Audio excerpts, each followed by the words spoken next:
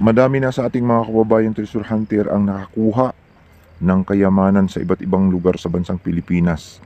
Pero madalas nilang itinatanong sa atin kung saan at kung papaano maibenta ang kanila pong mga hawak na iba't ibang uri na kayamanan. Kaya tutok po kayo kasi pag-uusapan natin ang mga ito, kung saan at kung papaano nga ito pwedeng ibenta.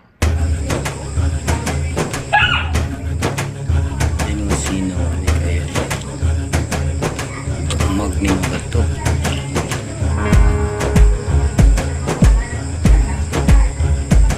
Patos gamay. Nauna ko ni mama kay magpanis.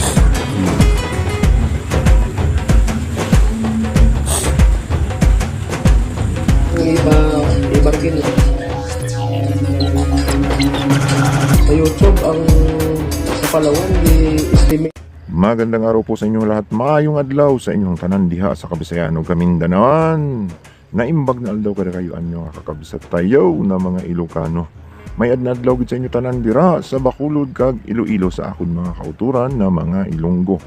Assalamualaikum warahmatullahi taala wabarakatuh. Luzon, Visayas hanggang Mindanao, nakaabot pa hanggang Sabah. Tayo na naman po ay magbabalik sa isang pong napakagandang topic natin pong pag-uusapan ngayon tungkol po sa mga kayamanan sa iba't ibang lugar sa bansang Pilipinas. At ito nga ang ating pag-uusapan ngayon ay ang mga nahukay, mga nakuha ng ating pong mga kababayang treasure hunter sa iba't ibang lugar sa bansang Pilipinas. Itong mga kayamanan na ito, mga perlas na mga napakalaki, mga likas na yaman ng Pilipinas, no? Yamashita treasure o hindi Yamashita treasure, mga natural treasures ng ating pong bansa, ay pag-uusapan natin itong mga nahukay nila, nakuha nila na mga bagay, no, na namumroblema sila kung paano ito maibenta, paano ito maipalusot, no, para mapakinabangan kasi nandyan lang sa tabi, no, tinitingnan lang, hinipo-hipo, hindi naman mapapakinabangan. Kaya napakaganda po ang ating topic na ibabahagi sa inyo kasi atin pong pag-uusapan kung paano po ito maibenta at saan. Pero bago yan, tayo po muna magpapasalamat sa lahat po ng ating mga taga-subaybay, mga subscribers, bashers, haters. Maraming salamat po sa patuloy po ninyong pagsuporta, panonood po sa aking mga videos, no? At sa hindi pa nakapag-subscribe, pakipindot na lamang po ang subscribe button sa ibaba at ang notification bell para update po kayo sa mga susunod kong i-upload, no? At bilang suporta po sa akin channel. At hindi lang yan, no? Huwag niyong i-skip yung mga ads kasi dagdag kita po yan sa ating YouTube channel. Sayang naman yung laway natin dito na laging tumatalsik na walang reward. Kaya ang reward po ay galing sa mga ads. So tayo na naman po ay continue, no, sa atin pong pagbabahagi ng mga ideas, kaalaman tungkol po sa kayamanan. At ito nga, kahit na natural treasures ay pag-uusapan din natin. Mapayamashita treasures o hindi Yamashita treasures, basta't mga kayamanan na naibaon po sa bansang Pilipinas, ay yan po ang ating pinapag-usapan, tinatopic dito po sa aking YouTube channel. So ito nga, direkta po tayo, no? Diretso tayo dito po sa ating topic tungkol po sa mga kayamanan na laging itinatanong sa atin, no, ng mga nakuha nila na, sir, no, paano ito maibebenta? Wala kaming pa-laboratory, wala kaming panggastos para po maasay para maibenta. So sa atin po mga kababayan, no, na mga nakahukay, ito pong perlas nga, no, itong pina-flash natin sa screen ay mga perlas po ito, taklobo. Ang perlas na taklobo ay kabilang po sa napakamahal na uri ng kayamanan ng bansang Pilipinas. Subalit, ang mga taklobo ay mayroon ding tinatawag na mahal at hindi mahal, yung sinasabi nilang expensive at non-expensive na taklobo. May mga taklobo na patay, no? Tandaan po natin yan sa mga nakahukay ng taklobo. Hindi lahat ng taklobo ay mahal. Mayroon pong mura. Ano yung mura? Yung medyo natuyuan, hindi na siya makintab, no? magaspang na, no, na dry siya, patay na siya. Iba yung buhay na napakakintab, napakakinis, no, halatang ito po ay napakagandang uri ng taklobo o perlas, no. Kung hindi ako nagkakamali, ang tawag ba nila dito ay Tridactyl na Giga Pearl, no, sa mga taklobo. So, pakikurik na lang kung ako po ay nagkamali.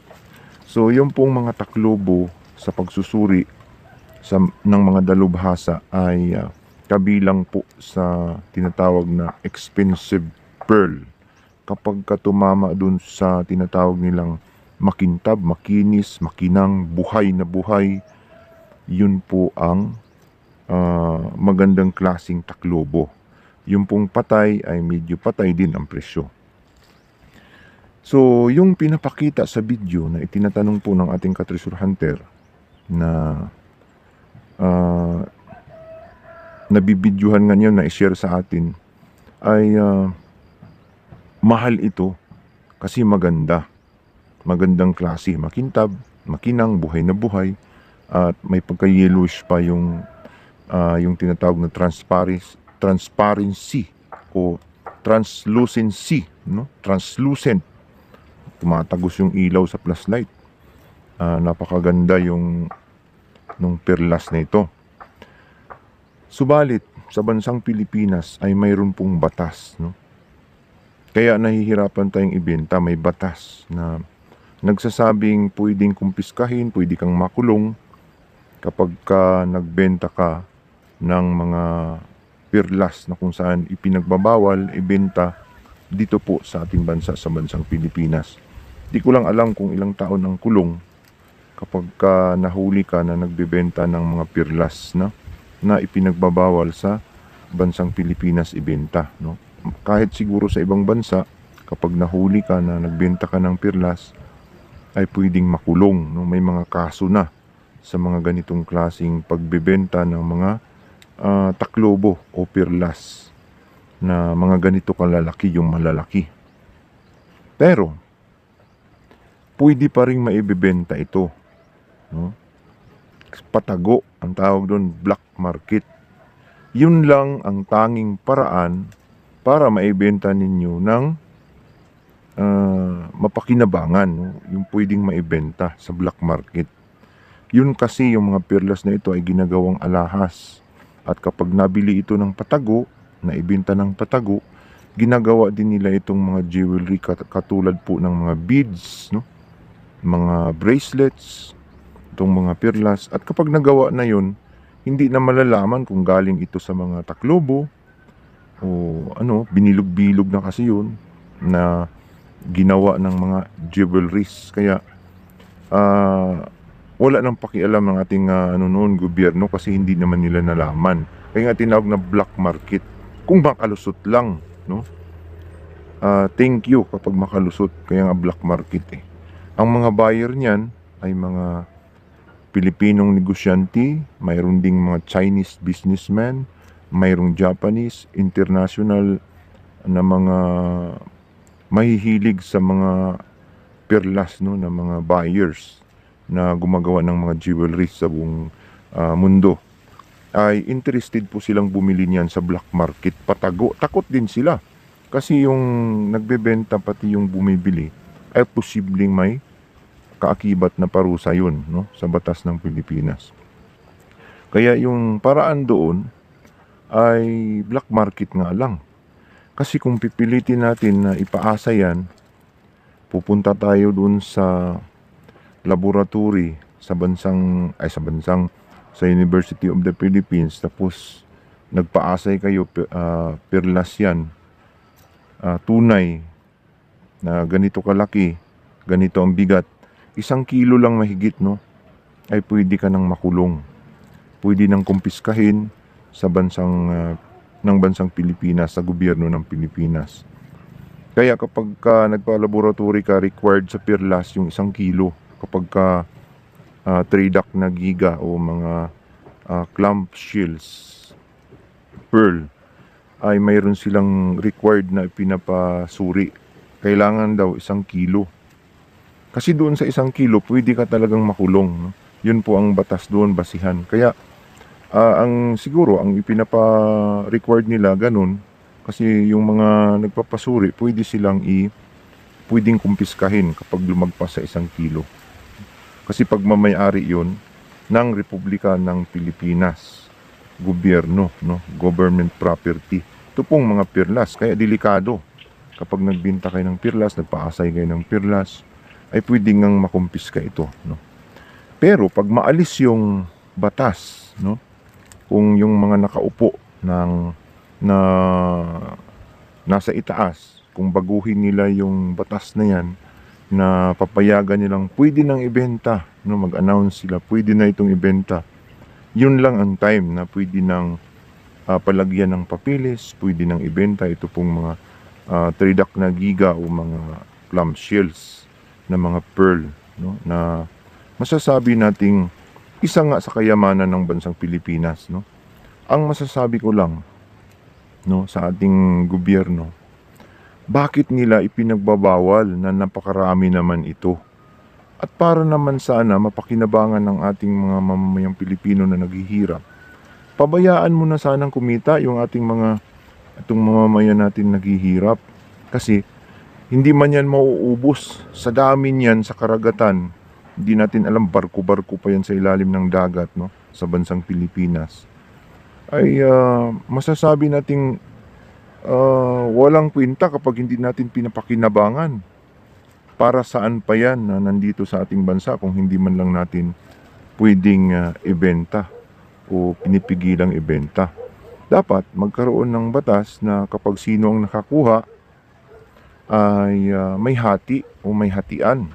Hindi yung ikukulong, kasi kung ikukulong naman, kawawa din naman yung tao. Kung farmer lang yung tao, mananagat lang yung tao, hanap buhay ay maliit, tapos nag-ibintan yun, kinulong dahil nakapagbinta ng ganun, kawawa naman. Kaya nananawagan tayo, nakikiusap na baguhin sana yan, no? Dapat pag makuha yan ay ilagay sa museum ng government, tapos bibigyan ng reward yung taong nakakuha kahit man lang kaunti, para makatulong sa kanya. Kasi masaya tayo pag umunlad yung ating kapwa-tao. Hindi tayo masaya kapag inilulubog yung ating kapwa, kasi parehas din naman tayong Pilipino. Tapos sabi natin, pag tayo ang nakaupo, sabi, aasinso ang Pilipino. Paano aasinso? Ikukulong yung taong nakakuha ng kayamanan. Hindi dapat. Bibigyan dapat ng reward. Yun ang ating panawagan. Para masaya yung nakakuha at maengganyo pa yung iba. Makatulong sa gobyerno, kasi pag nakuhang treasure, siyempre kikita ang gobyerno, kikita din yung nakakuha. Hindi yung susulo lang. Yung ating gobyerno, magpa-project sila, may alam silang Yamashita treasure, may mga mapa sila. Tapos pag na-project, nakuha, sila din ang nakikinabang, no? Yung iba, sikreto lang, nakaupo sila, dinideposit din nila sa sarili nilang bangko, sa account nila na walang nakakaalam, kasi nakuha nila nung term pa nila. Wala na silang pakialam sa mga taong naghihirap. Yung iba pa nga, makikita natin may mga project na malalaki, mga buildings, no? Mga local governments, pero hindi natin alam may kinukuha sila doon. Kasi makikita natin na kakaiba yung kanilang mga pinagagawang project. Pero ang mga tao naghihirap. Kaya sana naman ay mapagbigyan, no? Ito pong mga treasures na ito na natural, na kung saan pwedeng mapapakinabangan ng atin pong mga mamamayan. Pakiusap lang naman yun, di naman sinasabing talagang tutuparin ito pong ating sinasabi. So sana ay magbago pa. So yun po yung opsyon, no? Wala talagang lusot dun sa pagbebenta ng legal, kasi may harang nga. Hindi na po pwedeng magpaasay ka ngayon, tapos pagdating doon, paglabas ng certificate, pag sobrang laki yan, siyempre may batas ang ating gobyerno, kumpiskahin talaga yun. Kasi yun ang batas dyan, may parusa sa kanila, kasi may sinusunod sila doon sa nilabas nilang batas nga ng Pilipinas na tungkol doon sa mga natural treasures na makukuha. So, black market ang pamamaraan mga ka-treasure hunter. Mag-black market. Paano ang black market? Siyempre, ipopost nyo yan. Videohan nyo ng klarong-klaro.